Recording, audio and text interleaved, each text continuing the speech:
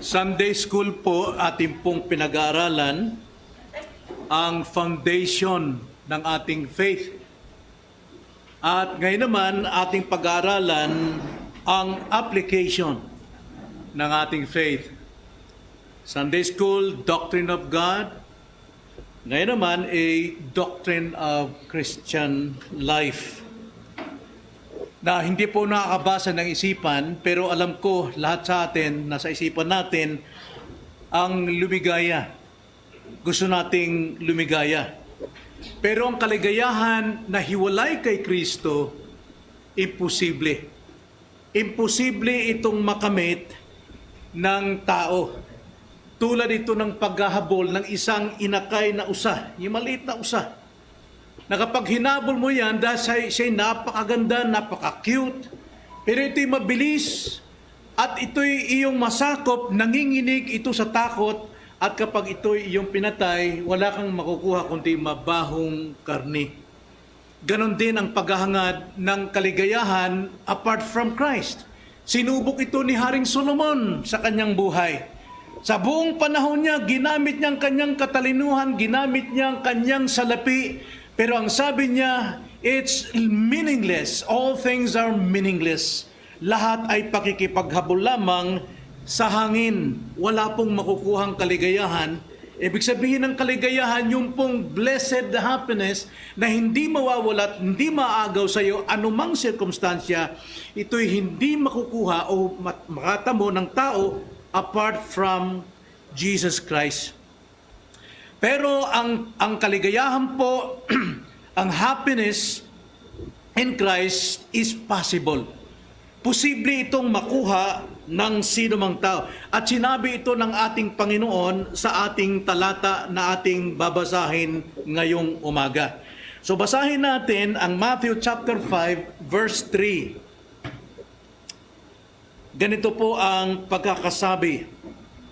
Matthew chapter 5 verse 3 sa Tagalog, mapapalad ang mga dukha sa espiritu sapagkat kanila ang kaharian ng langit. Nasaan po yung happiness doon? Doon po sa salitang mapalad. Mapapalad. Sa English po, blessed are the poor in spirit, for theirs is the kingdom of heaven. Ito pong salita ng Panginoon, tayo ay manalangin. O dakilang Diyos, salamat po na ang kaligayahan na hindi po maglalaho ay posibleng makamit kay Kristo lamang. Salamat po sapagkat si Kristo ay para sa lahat, lalo na sa lahat ng mga sumasampalataya sa Kanya bilang kanilang Panginoon at tagapagligtas. Pag-aralan po namin ngayong umaga kung paano po kami mamuhay. Ang aming pong buhay Kristiyano ay mayroong batayan, may pundasyon. At kailangan ito namin na makita at maunawaan upang kami po ay maging mapalad sa buhay na ito. Sa kabila ng pandemya, sa kabila ng kaguluhan, kabila ng kawalan, sa kabila po ng panahon na talagang parang napakasikip mamuhay sa mundong ito. Ngunit salamat na posible po ang kaligayahang nagmumula sa inyo. Itong aming dalangin sa pangalan ng Panginoong Yesus. Amen. Now, ang kaligayahan po na ating pong pag-aaral ngayon ay isang malalim na delight or comfort. Ito po yung possible na joy na maaari nating matanggap. At hindi natin ito maipamumuhay hanggat hindi natin naunawaan kung ano pong kahulugan nito. Tanda natin, as a Christian, taglay na natin ito.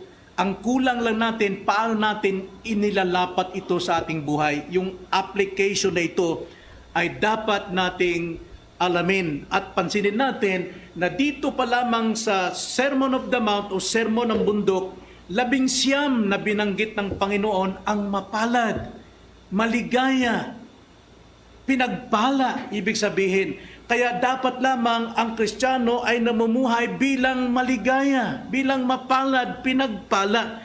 Pero ang ginamit ko pong salita dito sa ating pong paksa ay paglingap ng Diyos.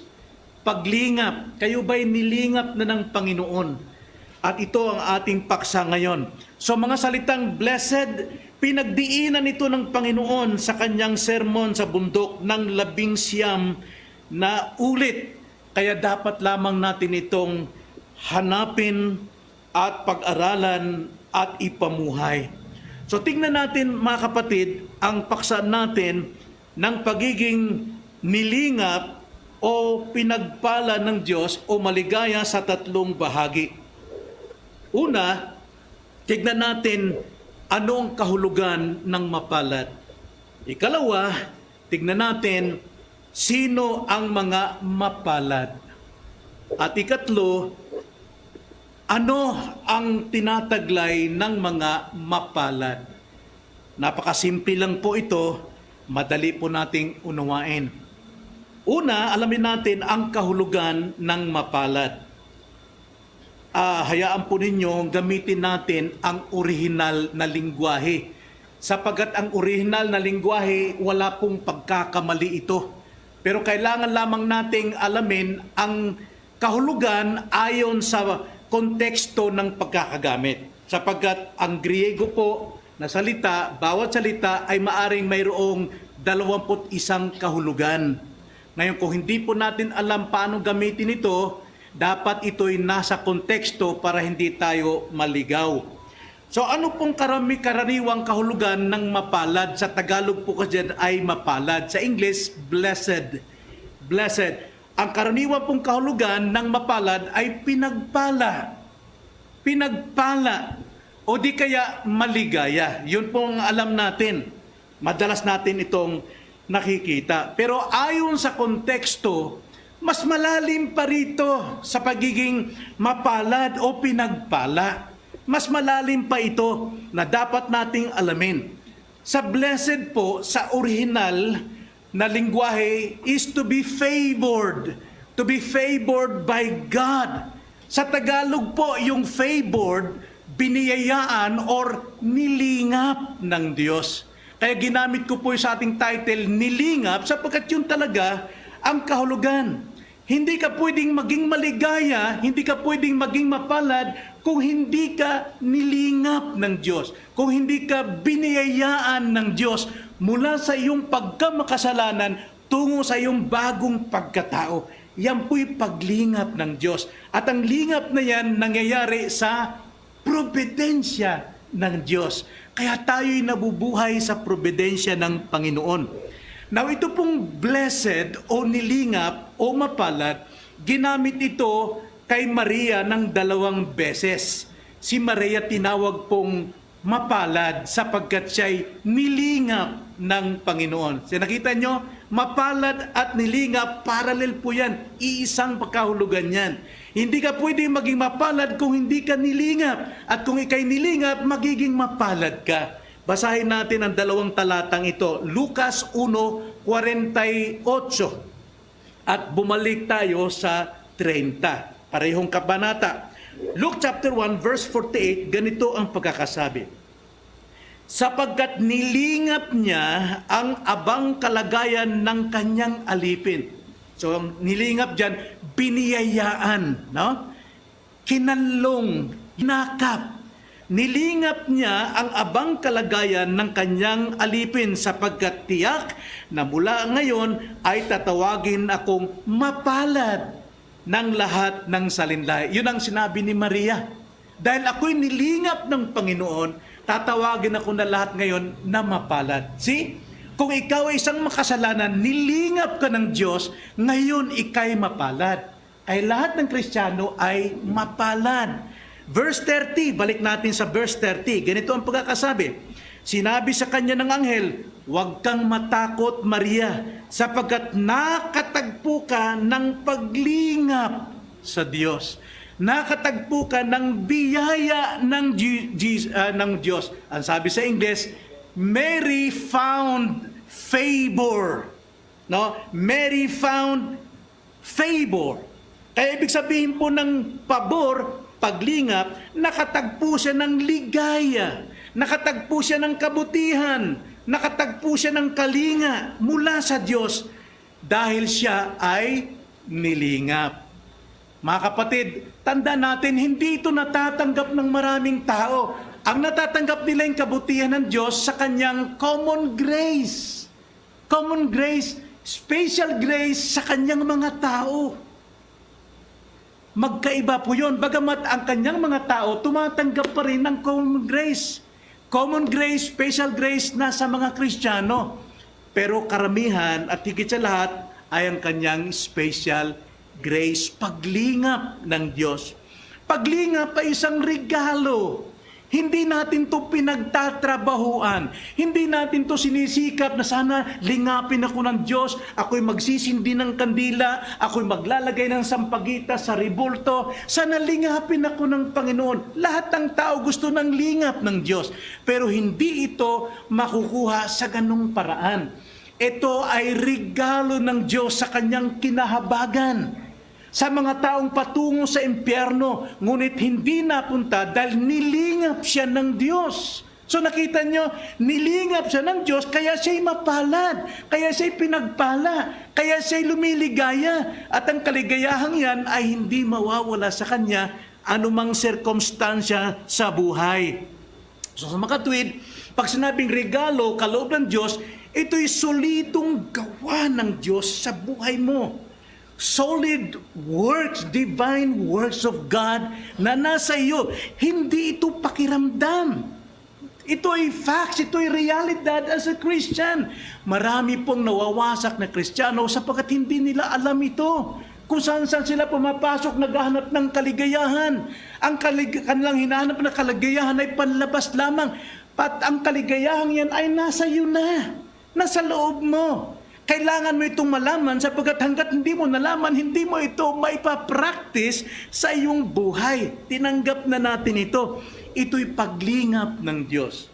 Basahin natin ang Psalms 144, verse 15. Ganito po ang pagkakasabi, Psalms 144, verse 15. Pinagpala ang bayan na nasa gayong kalagayan, maligayang bayan, ang Diyos ay ang Panginoon. Pinagpala, nilingap. Kaya maligaya sapagkat siya'y bayan ng Diyos. Tanging tao ng Diyos ang nagtataglay nito. Mga kapatid, mayroon sa atin dito at mayroon na silang mga sintomas, na mga sinyales na sila po ay mga nilingap ng Diyos. Kailangan nating silang suriin. Siguro by March, mayroon tayong another seminar for membership para makita natin kung paano sila nilingap ng Diyos upang sila'y makabahagi sa kanyang mga tao sa iglesia. Kaya abangan po natin yan, by March ay magkakaroon tayo ng membership seminar. So ito po ay taglay ng bawat isa ng tao ng Diyos. Hindi po ito nagkulang. Marami nga lamang ang napapahamak dahil hindi nila alam, tinatanggi nila ito sa buhay nila eh. Mas gusto nilang sundin yung pong gusto ng laman, paninigarilyo, pag-iinom. Yun ang gusto nilang hanap na kaligayahan. Pat yan ay kabulukang kaligayahan. Sisirain lamang ang iyong patutuo, sisirain lamang ang iyong buhay, ang iyong katawan sa ganong klaseng kaligayahan. Kapatid, mayroon ka nito. Kailangan lang ipamuhay ito nang sa ganon managana ka sa biyayang ito ng Diyos na nasa iyong puso. Hindi natin hanapin yung kaligayahang common grace lamang. Bagamat kaligayahan natin sa pera, that is common grace. Kailangan, pero yung kaligayahang nasa atin, kahit wala kang pera, mananatili yan at hindi yan maaagaw sa iyo. Special gift, grace ito mga kapatid, sa mga tao ng Diyos. Tinatanggap ito by faith. At ang faith natin ay nagmula sa ating foundation of faith, which is the Word of God and the knowledge of God. So paano malamang ako'y nilingap ng Diyos? Kayo. Paano nyo nasabing kayo'y nilingap ng Diyos? Ha? Paano yung pakiramdam ba ito? Hindi pakiramdam ito. Ang totoo niyan, Kaya ka mayroong katiyakang ikaw'y nilingap ng Diyos, hindi sa pakiramdam, hindi sa emosyon, hindi sa hinuha, kundi sa katotohanan na bawat Kristiyano may espesyal na lugar sa puso ng Diyos. You have a special place in the heart of God. Yan ang totoo, yan ang katotohanan. At ang pag-ibig na yan before the foundation of the world. Nagsimula yan. Kaya alam ko na ako ay nilingap ng Diyos sapagkat ako po'y may espesyal sa puso ng Diyos at yung espesyal na kalagayan ko sa puso ng Diyos, yun ang nag-uudyok sa akin upang iwasan ang pansamantalang panlamang kaligayahan. Pag hindi natin alam na mayroon tayong special place in the heart of God, ay mas gusto nating sundin yung ating laman. Yung kapritsyo, yung hangad, pagnanasa ng laman. Pansamantalang kaligayahan na maaring ikapapahamak. Huwag natin yun ang hangarin. Hangarin natin yung kaligayahang bilang nilingap ng Diyos. So yun ang ibig sabihin ng pagiging mapalad. Nilingap ng Diyos. Ikalawa, tignan natin, sino ang mga nilingap ng Diyos? Ating basahin muli ang ating text. Mapapalad ang mga dukha sa Espiritu, sapagkat kanila ang karian ng Diyos. Sino daw ang mga nilingap ng Diyos? Mga dukha. Mga dukha. Dukha po, mga kapatid, ibig sabihin pulubi, no? Pero gamitin natin salitang aba. Aba. Pag sabing aba, hindi ito tumutukoy sa kayamanan, kundi sa pamamagitan ng iyong kalagayan, pagkatao. Hindi sa panlabas na kayamanan, sapagkat wala pong mahirap, wala pong pulubi talagang Kristiyano. Yan sinabi ni David, simula nung pagkabata hanggang sa ako'y tumanda, wala akong nakitang pulubi sa harapan ng Diyos. Ang sabi ni David. So ito po ay tumutukoy sa ating kalagayan espiritual. Yung pagiging dukha natin, hindi po sa angkin nating kagandahan, katalinuhan, pinag-aralan. Dukha ako sa pinag-aralan. No? High school graduate. At pinasalang nagbayad pa ng diploma. Dukha ako dyan. Wala akong may pagmamalaki dyan. Hindi ako mayaman, tulad ni Sister Seni na mayaman. Pero, kahit pinakamayaman ka man, at pinakamahirap ka man, kung kapwa ka nilingap ng Diyos, ikaw ay taglay ang pagkadukha sa Espiritu. So, ang usapan dito, yung ating spiritual, yung Espiritu, pneuma, sa Greek pa, pneuma. Tumutukoy ito sa aking damdamin, tumutukoy ito sa aking hangarin, sa Espiritu. Ito yung panloob nating pagkatao. Si Kristo, siya nagsalita na tinukoy niya ang kanyang panloob na pagkatao. Yun ang dapat natin unawain. Ang sabi ni Jesus Christ sa Mark chapter 2, sa verse 8, ganito ang pagkakasabi ni Jesus Christ. Pagkabatid ni Jesus sa kanyang espiritu. Yun yung salita. Nang isang dukha sa espiritu, batid niya na siya'y dukha sa espiritu. Batid niya. Kahit mayaman pa siya, pinakamatalino man siya, pero kilala niya kanyang sarili, dukha sa espiritu. Tuloy natin. Pagkabatid ni Jesus sa kanyang espiritu na nagtatanong sila ng gayon sa kanilang mga sarili, agad niyang sinabi sa kanila, bakit nagtatanong kayo ng ganito sa inyong mga puso?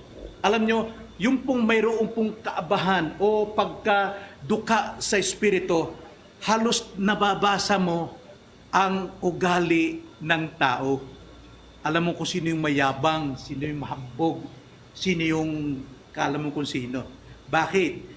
Dama mo yun kasi mababa ang espiritu mo. Pero kung mataas din ang espiritu mo, hindi ka titingin sa kanila, kundi kakumpetensya mo, tataasan mo pa sila.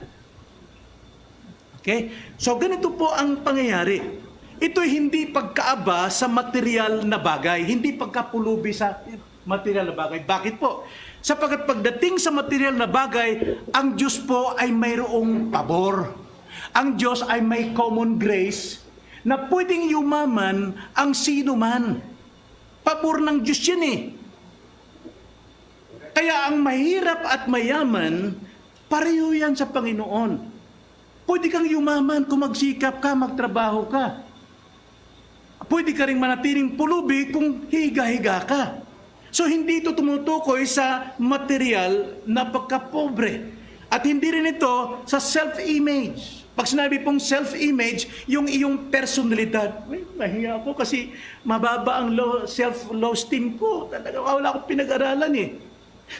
Totoo yan, wala kang maihambing sa iba dahil kayo walang pinag-aralan. Pero hindi ibig sabihin, napakababa ng self-image mo. Bakit po? Sapagkat ang sabi po sa Genesis chapter 1 verse 26 and 7, we are created by God.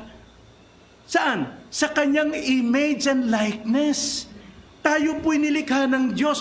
Mayaman ka at mahirap, pareho ang ating image, ang ating pagkatao. Sabi nga sa James chapter 3 verse 9, sa pamamagitan nito ay pinupuri natin ang Panginoon at Ama, at sa pamamagitan nito ay nilalait natin ang mga taong ginawa ayon sa larawan ng Diyos. May mga tao nakakaalam na siya ay nilikha ng Diyos ayon sa kanyang image, at mayroong mga tao na nilalait natin. Pero ang sabi diyan, pati yung nilalait nating tao, nilikha pa rin ayon sa image of God. Kaya lahat ay pwede. Kaya hindi ito tumutukoy sa self-image. At lalo na pagdating sa intellectual. Sapagkat ang sabi sa Bible, kung mag-aaral ka, magkakaroon ka ng intellect. Di ba? Mag-aaral ka, magsikap ka, kahit grade 1 ka lang, katulad nung araw, may attenders tayo noong tayo ay Pentecost pa, walang pinag-aralan yung lalaking yun. Pero kaya niyang basahin ang Biblia. Bakit? Pinagsikapan niya at nagpaturo siya na magbasa. Kaya yun ang pangarap ko nung araw at gusto ko na mangyari sa yung pinsan ni Cheche, sa mother niya. Kaso lang may nag-present naman na gusto magturo. Pero hangarin ko talagang turuan siya. Pero hanggang ngayon, hanggang doon lang ang alam niya. Pero kung naturuan siya, walang iba sana kung Bible ang tuturo ko sa kanya, maaaring kumapit sa kanya ang salita ng Diyos. So, bawat isa, maaari tayong makakuha ng knowledge, ng intellect. Mag-aral tayo. Makakuha tayo ng kaunawaan. Ang sabi nga sa Proverbs 4 verse 5, kunin mo ang karunungan. Kunin mo ang kaunawaan. Huwag kang lumimot, ni sa mga salita ng aking bibig ay humiwalay.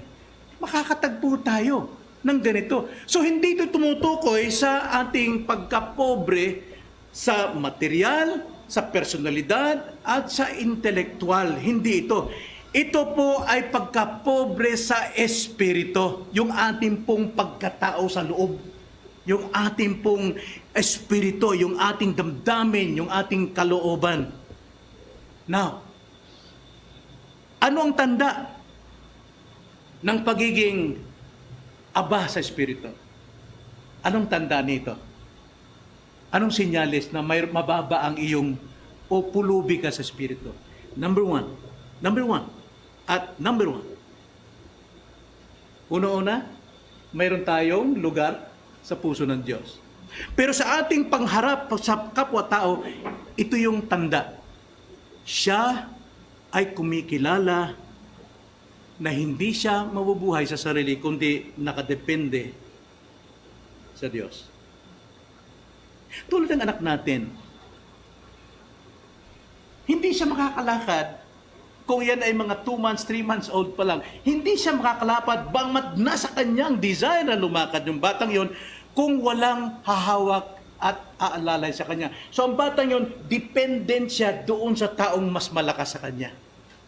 Kaya ang isang tao, isang Kristiyano na may mababang puso o aba, dependent siya doon sa iba, lalo't sa Diyos.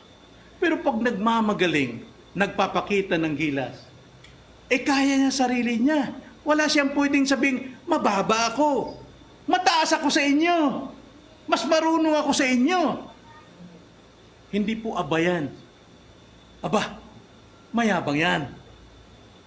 So, ang pagiging aba sa Espiritu, ang tanda nito, dependensya. Whether sa tao o sa iba.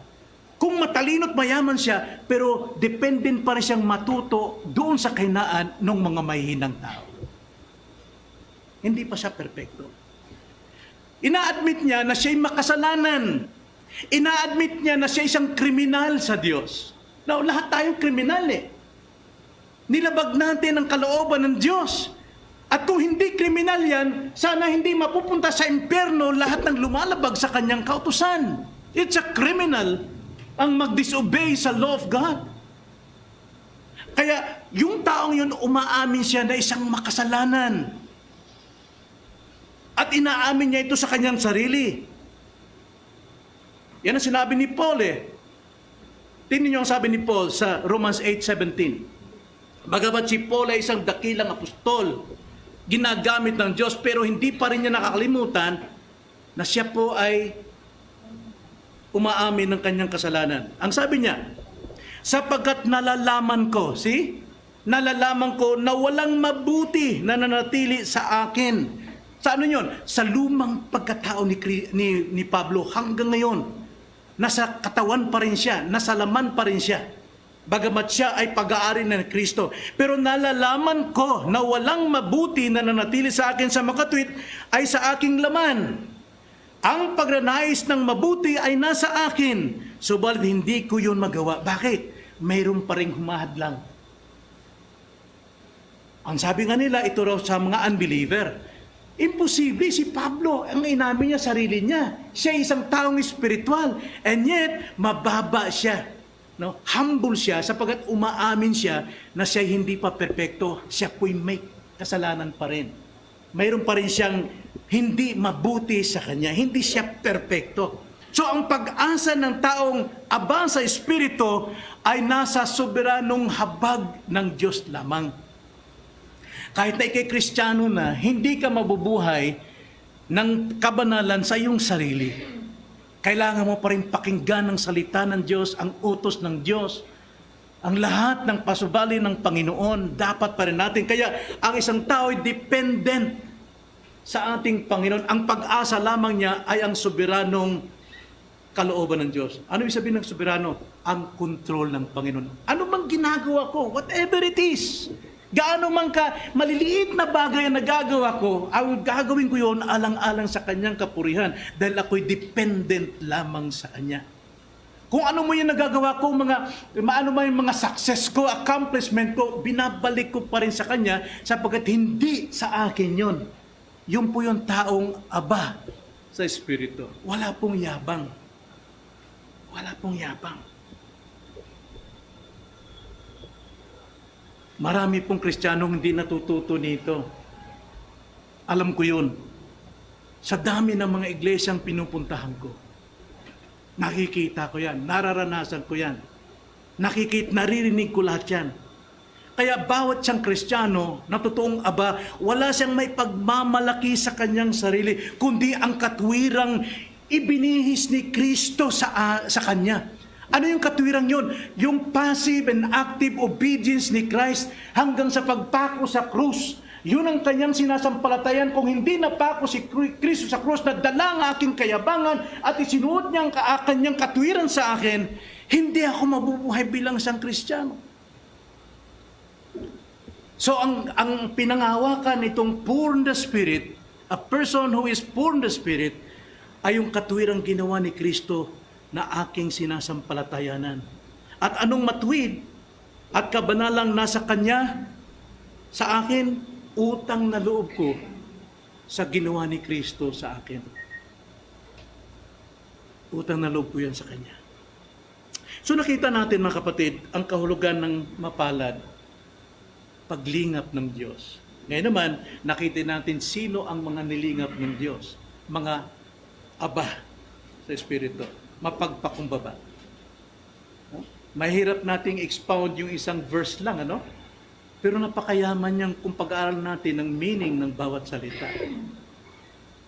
Sapagkat pwede yung i-interpret ng buong Biblia. Then thirdly, ikatlo, ano ang mga tinataglay ng Aba sa Espiritu. Basahin natin muli ang ating teksto. Mapapalad ang mga dukha. So nakita natin yung mapapalad. Pangalawa yung mga dukha sa Espiritu. At pangatlo ngayon, sapagkat kanila ang kaharian ng langit. Anong tinataglay ng mga aba? Kaharian ng langit. Kung iyan po ang ilagay natin sa ating puso't isipan, mga kapatid, na tayo po ay nagtataglay ng kaharian ng langit, pagsisikapan ba natin ang kagalakan, kaligayahan ng sanlibutan ito? Bagamat may common grace ang Panginoon sa atin, once tayo po'y nagtatrabaho habang tayo nasa lupa, siyang magbibigay ng pagpapala. Hindi natin kailangan ibigay natin ang lahat ng kaluluwa natin para tayo yumaman, para tayo kumita, para tayo mabantog, para tayo makilala. Hindi, kailangan natin ang maging aba sa Espiritu, sapagkat sa mga aba lamang maibibigay ang kaharian ng langit. There. Sa English po niyan, mga kapatid. Yung salitang there yan sa Griego, mga kapatid, mahalaga po yan.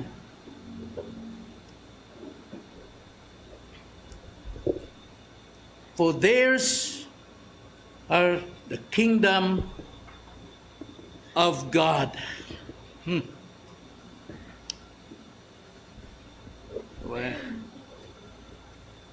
Well, pag sinabi pong theirs, mga kapatid, ito po ay isang salita na tumutukoy autos sa isang tiyak na tao. Kaya kung atin pong didefine yan sa English, for theirs and theirs alone is the kingdom of heaven. Kanila at tanging sa kanila lamang ang kaharian ng Diyos. Sa iyo at tanging sa iyo lamang ang kaharian ng Diyos. Kaya napakalaga po na sana pati anak natin taglay nila ito. Sapagat yung iyong pagiging tagapagmana ng kaharian ng Diyos, hindi mo may pamana o may bahagi sa anak mo. Kailangan nilang tanggapin ang katotohanan si Kristo lamang ang makapagbibigay nito. Di ba? Ito yung napakagandang motivation sa atin for evangelism, na kailangan tayo mag-share ng gospel sapagkat tanging sa kanila at kanila lamang ang kaharian ng Diyos. Napakalaga pong Bible study. Napakalaga po mag-share ng gospel. Napakalaga ng mission. Napakalaga po ng preaching and teaching. Napakalaga po niya. Theirs and theirs alone is the kingdom of God. It is a personal pronoun. Pag sabing personal pronoun, sa iyo lamang, sa kanila lamang, at hindi maaring mapunta sa iba.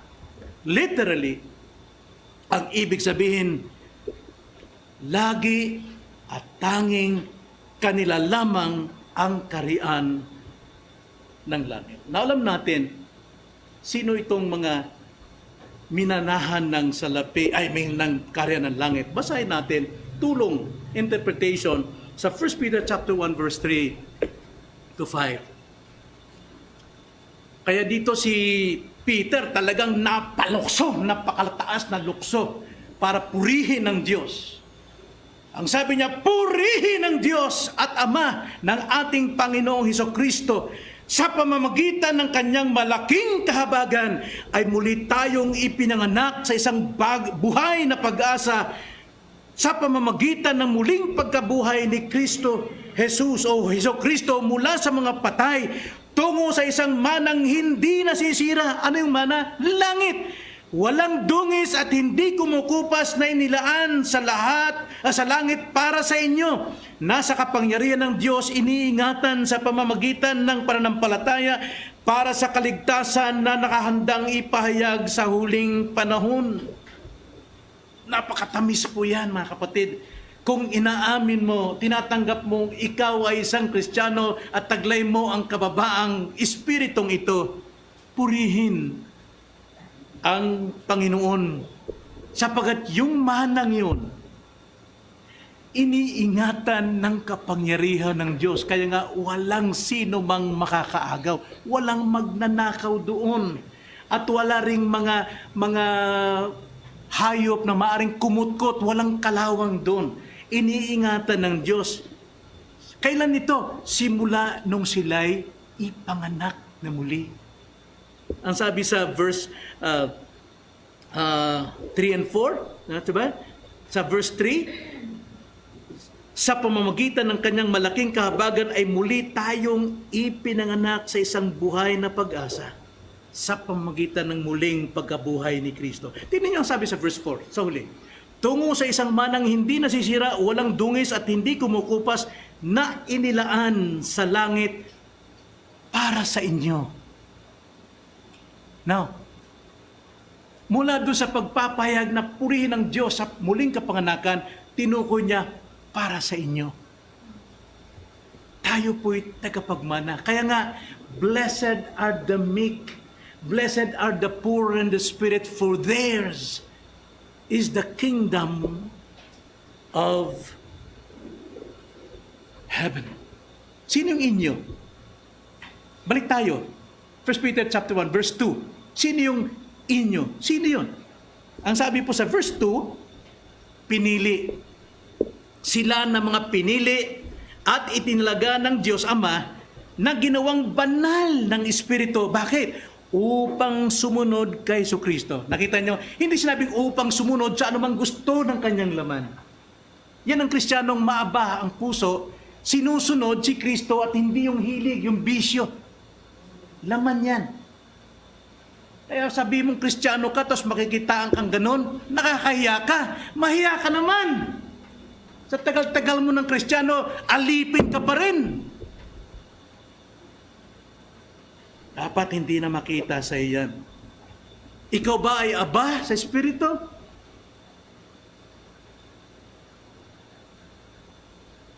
Mababa ba ang iyong espiritual?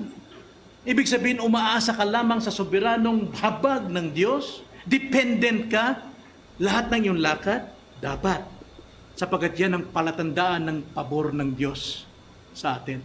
Yan ang palatandaan ng pabor ng Diyos, aba sa Espiritu, dahil mga ipinanganak muli sa bagong kapanganakan, isang bagong pagkatao, wala na yung dating buhay bilang makasalanan. Isang tagapagmana ng kaharian ng Diyos. So ano po ang leksyon, mga kapatid? Tignan natin ang kaligayahan ng isang aba sa Espiritu. Ang kaligayahan natin, ang pagiging mapalad natin, ang pagiging nilingap ng Diyos sa atin, ito'y solidong gawa ng Diyos sa atin. Hindi natin ito kinikita, hindi natin ito pinagsikpan. Wala tayong may pagmamalaki sa ating dunong, sa ating galing, sa ating lakas. Ito'y solidong gawa ng Diyos na tinanggap natin, solidong bigay ng Diyos sa kanyang mga hinirang, ang kanyang mga pinili. So wala tayong dapat ipangamba anumang sitwasyon natin, Kristiyano. Anumang sitwasyon natin, ngayon lamang. Doon sa mga, tulad ng mga negosyante ngayon na gumagamit ng sasakyan, kinakabahan kayo. Tuwing Lunes, tumataas ang krudo at gasolina. Talagang nagugulat ka. Pero yet, nagpabaya ba ang Diyos? May lakad ba kayong hindi kayo nakalakad dahil wala kayong gasolina? Mga kapatid, providence of God. Para yan sa ikabubuti natin. Laging may layunin ng Panginoon for His glory. Kailangan hanapin natin. Bakit mataas ang gas? Bakit tumaas ang mga bilihin? Tanda natin, nasa Diyos pa rin ang layunin. Ano mang layunin? Para sa ikabubuti natin. Maging dependent tayo, maging poor in the Spirit. Huwag tayo makisabayin sa ngawar, mag-strike na naman. Hindi yan natin gawain. Kundi tayo'y manatiling aba sa Espiritu. Sapagat, ang sabi nga, mapapalad ang aba. Ano ibig sabihin ng mapapalad? Again, maligaya. Maligaya ang mga aba sa Espiritu. Bakit hindi tayo apektado? Yung ating kaluluwa hindi apektado ng pagtaas ng presyo ng sanlibutan ito. Hindi apektado ang ating relasyon sa Diyos. Ang apektado lamang ay panlabas nating gawa. Talagang nariyan talaga ang masikip na daan sa mundong ito. Pero yung ating kaligayahan sa Diyos, hindi yan mababago. Ang kaligayahan nating ito ay nahayag sa mga taong kumikilala na siya'y Aba. Tinatanggap na ako'y Aba. Okay, wala tayong makain ngayon? Kung ang Diyos ay nagpapakain ng ibon, tayo pa kayang kanyang nilika ayon sa kanyang wangis? Magugulat ka. Makikita mo, nakakain ka 3 beses sa araw. Samantala yung mga taong lumuluhod sa mga bato, tribolto, hindi makakain ng 1 beses ang araw. Minsan 2. Pero dapat din natin silang kaawaan. Kailangan silang makarinig ng totoong pag-asa. At yan ay ang Ebanghelyo. So ang Aba, sino ito? Yung mga taong walang may pagmamalaki sa sarili. Mga taong walang may pagmamalaki. So, ito po, matuto tayong dumepende sa Diyos. Ano man ang dumating sa atin, providence of God. Lesson number 3 ng ating 1689. Paragraph 3. Andun lahat ang pamamahala ng Diyos at ang kanyang pagpapahintulot na maranasan natin ang kabigatan ng mundong ito upang tayo'y kumilala na tayo'y mahina at tayo'y dapat dumidepende lamang sa Kanya. Diyan po nadidevelop, namumold ang ating totoong pagkakristyano. Yung Aba sa Espiritu. Gawin natin ito. Ipamuhay natin ito. Huwag lang sabing Kristiyano ako, pero hindi makita sa pamumuhay. Kristiyano ako, masunurin sa kalooban ng Diyos. Tayo manalangin. Panginoon, salamat po sa iyo pong salita. Tinuruan niyo kami, Ama, paano kami mamuhay. Mayroon kaming kasapatang mamuhay sapagkat taglay namin ang pagka-nilingap ninyo, Panginoon, na hindi ito matatanggap o makakamit ng sino mang tao, kundi tanging sa Kanya, sa amin, sa kanila na mga kumikilala sa inyo, mga pinagpala ninyo, mga nilingap ninyo, ang pagiging Aba at ang kaharian ng langit. Maraming salamat po, Panginoon. Magligtas pa kayo upang marami pa ang magtitiwala sa inyo na wala pong anumang sakit sa ulo sa kalagayan ito, kundi may kagalakat kaligayahan sa puso bilang mga anak ninyo. Kung aming dalangin sa pangalan ng Panginoong Hesus. Amen.